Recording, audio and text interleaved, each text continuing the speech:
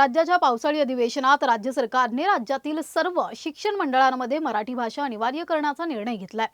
यामुळे राज्यातील उच्च माध्यमिक शिक्षण मंडळासह सीबीएसई आणि इतर शिक्षण मंडळांमध्येही मराठी भाषा विषय शिकवला जाणार असल्याचं मंत्री जयकुमार रावल यांनी आवाज इंडियाशी बोलताना म्हटलंय। या निर्णयामुळे राज्यातील विद्यार्थ्यांना मराठी भाषेचे ज्ञान अधिक प्रभावीपणे मिळणार असल्याचंही त्यांनी सांगितलंय। मराठी भाषामध्ये परीक्षा होईल आणि 10वी पर्यंतचं शिक्षण आहे, ही अत्यंत चांगली स्वागतार्ह बाब झाली।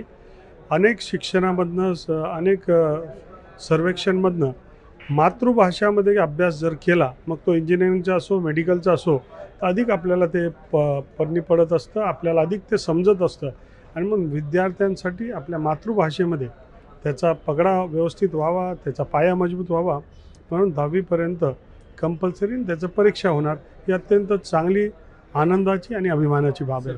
टीएटी परीक्षेचा पेपर लीक झाला होता, अनेक पेपर यावेळेस लीक झालेले आहे। सरकारला मोठ्या प्रमाणात विरोधकांकडून टीकेची झोड झाली, कसं पाहता तुम्ही पेपर फुटवे? कुठली परीक्षा ही अत्यंत फ्री आणि फेअर झाली पाहिजे। जे विद्यार्थी त्या परीक्षेला बसतात त्यांना समान न्याय मिळाला पाहिजे, तिथला कुठलाही पेपर फुटला नाही पाहिजे।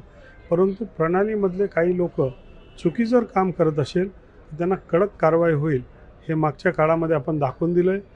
मग सीबीआय असेल, सीआयडी असेल आणि पोलीसची एसआयटी असेल, त्यांना तात्काळ कडक कारवाई करणार, अटक होणार आणि मग त्यांचं नुकसान होईल। आणि म्हणून अशा प्रकारच्या चुकीचं कामं कोणी करू नये, असंही मी या निमित्ताने आवाहन करतो। कोणत्याही परीक्षेमध्ये चुकीचे कामं होऊ नये, जर झालं त्याला तत्काळ शिक्षा व्हावी, अशीच मागणी यावेळी मंत्री जयकुमार रावल यांनी केली आहे। कॅमेरामॅन दत्ता संतोष मोरे, मुंबई। राज्य सरकारच्या या निर्णयामुळे विविध शिक्षण मंडळांमध्ये शिक्षण घेणाऱ्या विद्यार्थ्यांना मराठी भाषेशी जोडले जाण्याची संधी मिळणार असून मराठी भाषा संवर्धनासाठी हे पाऊल महत्त्वाचं मानलं जात आहे।